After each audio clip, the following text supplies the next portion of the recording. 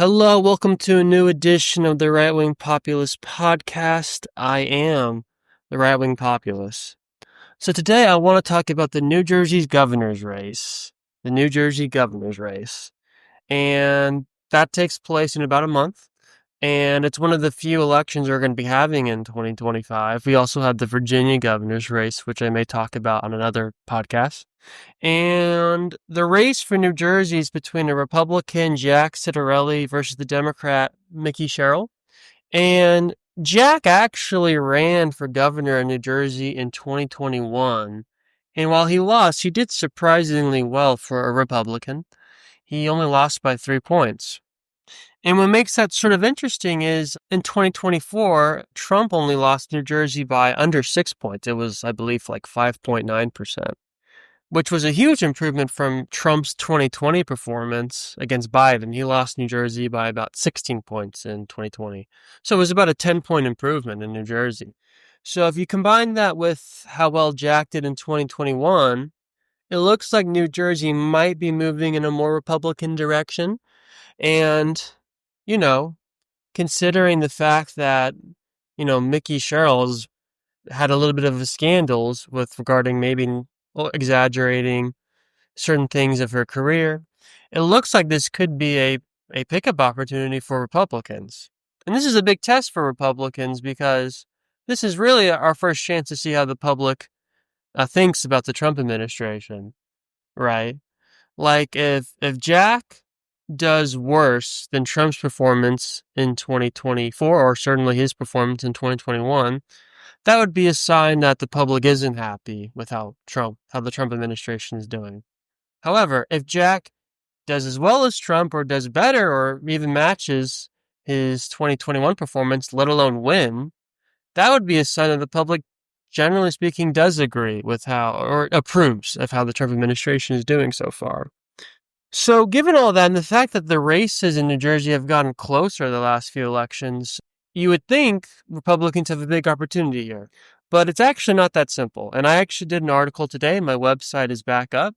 And I did an article breaking down if Republicans can win the governor's race and the challenges they're going to face next month. And I'm going to read a little bit from my article and break down the problems Republicans are still going to face. Now, I'm not going to read all the article. I suggest you go check out my website. The link will be in the description if you're watching on YouTube. You can check out my Twitter page if you want. The links to the article on my website will be there as well if you're listening on, Spotify, Apple Podcasts. But I'm going to read you a little bit of my article to explain the challenges Jack's still going to face next month. However, the challenge for Republicans becomes clearer when you dig into the data. Ciattarelli's strong 2021 performance stemmed largely from his success in wealthier, wider suburban counties, areas where Trump struggled in 2020. According to the New Jersey Globe, Jack won 51 of the 53 municipalities that had voted for Trump in 2016, but flipped to Biden in 2020. In Monmouth County, a relatively affluent and suburban area, Jack won by about 18 points in 2021, while Trump carried it by only 2.8 points in 2020. This pattern repeated across the state as Jack significantly outperformed Trump in wider, wealthier suburbs, a major reason the 2021 governor's race was competitive. By contrast, Trump's 2024 improvement didn't come from those suburban strongholds. Instead, his gains were concentrated in more working-class, diverse areas. Take Passaic County, a more working-class, heavily Hispanic county. Jack lost it by roughly 24 points in 2021, yet Trump managed to flip it in 2024, winning by about 3 points.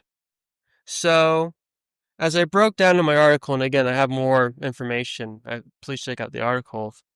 The problem for Republicans is we've seen improvements in two different demographic groups.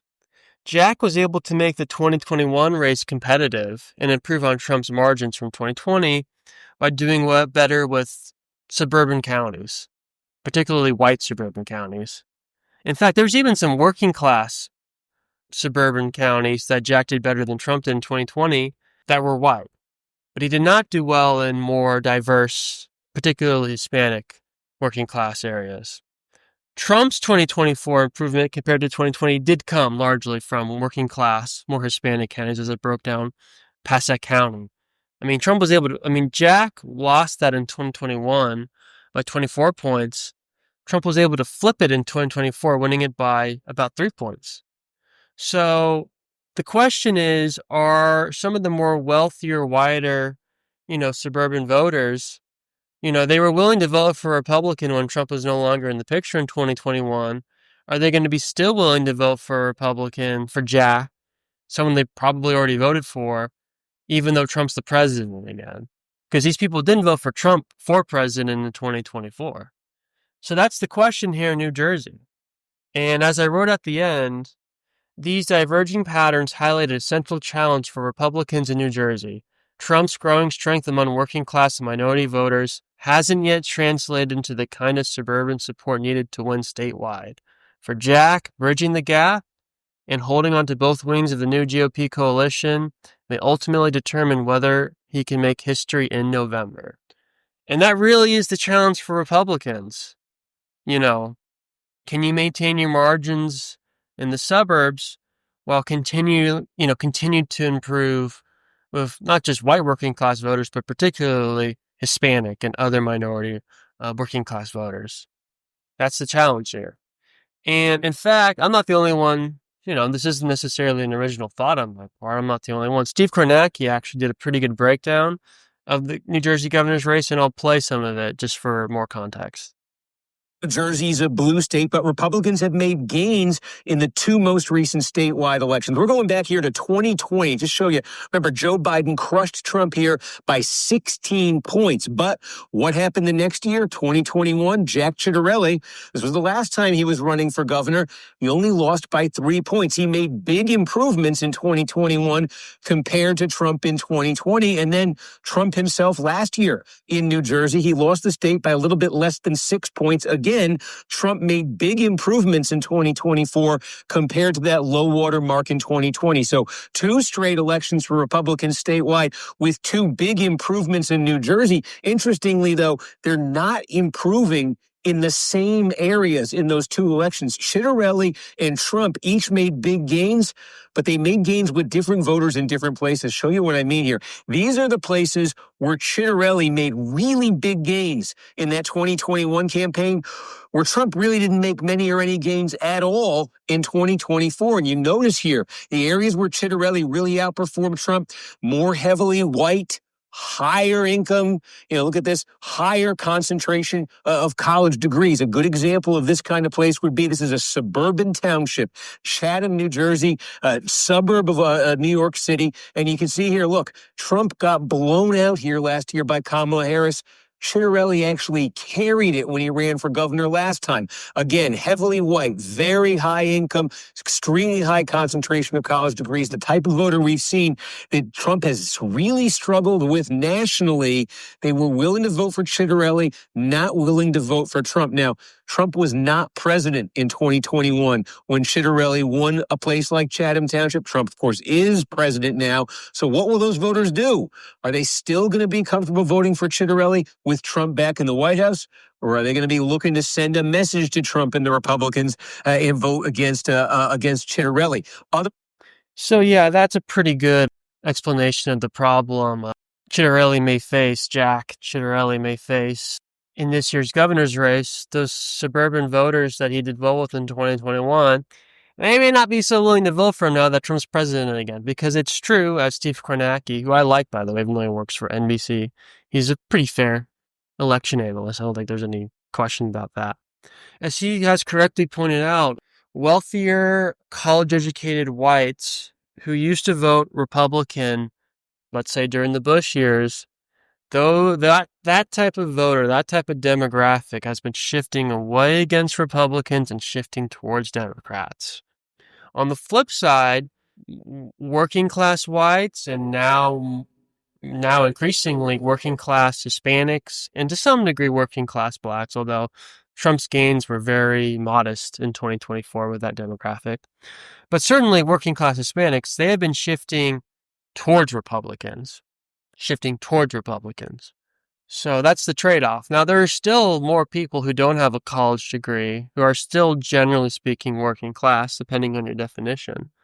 So that's actually somewhat of a good trade-off for Republicans, although the long-term trajectory is you would expect more people to have college degrees. So sort of depends on what you think. Although that has stagnated a bit in recent years because a lot of people view college as a scam. You know, take that for what you will.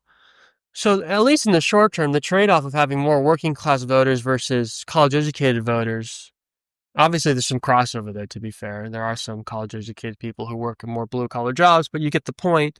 That trade-off actually works for Republicans, at least in the short term. But, the question is in New Jersey, a state that is still nominally a blue state, is can you keep your margins steady? Because remember, even though Trump and Jack did better compared to Trump's 2020 result, they both still lost in 2021 and 2024. So not only do you have to keep the gains Ciattarelli made in 2021 and Trump's gains in 2024, you probably even have to improve on those gains with college-educated white suburbanites and then your working class whites and working class Hispanics that Trump improved with in 2024. You're going to have to probably improve with both those groups to actually win the race. And that's the problem for Jack Ciattarelli and why he's still the underdog. Now, again, the polling is relatively close. Emerson College, which is a very good poll, basically had the race as a statistical tie. On the flip side, you did have Atlas Intel, which is a pretty accurate poll that actually had the Democrat up 10 points over Jack Ciattarelli, which is a little troubling. So on average, I would say the polling has the race at about a D+5 margin, maybe D+3. Now again, if you want to look at this big picture wise, if the race is about a 5-point race, that's good for Republicans because that would mean the country hasn't, at least if you just look at New Jersey, that would mean that it hasn't shifted that much at all. In fact, it hasn't shifted much at all compared to 2024, which is what you're looking for if you're a Republican. If the country is shifted to the left, that probably means the country doesn't approve how Trump is doing. If New Jersey stays about the same or even moves Republican, that's a sign that probably the country at large is generally approving of Trump's job performance so far. So that's really the test. I mean, if Jack actually wins, that would be huge for Republicans. That'd be a great sign for the Trump administration, regardless of what happens in Virginia, because Virginia looks like a shit show right now with this weak-ass Republican and this Democrat who's apparently has text messages talking about how he'd like to kill his opponent. Virginia is just a weird state, and there's a lot of weird stuff going on there. They elected like a state congresswoman who was doing porn. It's a weird state now, Virginia. So I think New Jersey's the real test. And frankly, New Jersey's on trajectory to be more competitive in the future than Virginia. So Virginia's just become more of a solid blue state at this point. I think New Jersey has the potential, especially with all the working class minorities that have been trending Republican, to become a really competitive state. So yeah, New Jersey is going to be the real first test of the second Trump administration and whether or not the public approves. And I'm not going to get into this, but it looks like there was some good economic news in terms of inflation. And the inflation rate's up one of the lowest rates we've seen in years. I do think the economy is relatively fragile, but we have not seen this massive spike of inflation that was predicted when Trump implemented all these tariffs. That's clear. Maybe I'll do an article about some of the new economic data we got today because I think that's interesting. Anyway, that's it for the show. I hope you enjoyed it. Like I said, I have a big article about this very topic on the website right now. Please check it out if you want more information, more data. I really appreciate it. Please subscribe, whether it's on YouTube, Apple Podcasts, Spotify, wherever the hell you can get your podcast. It's probably available. Thanks for listening, guys. Bye-bye.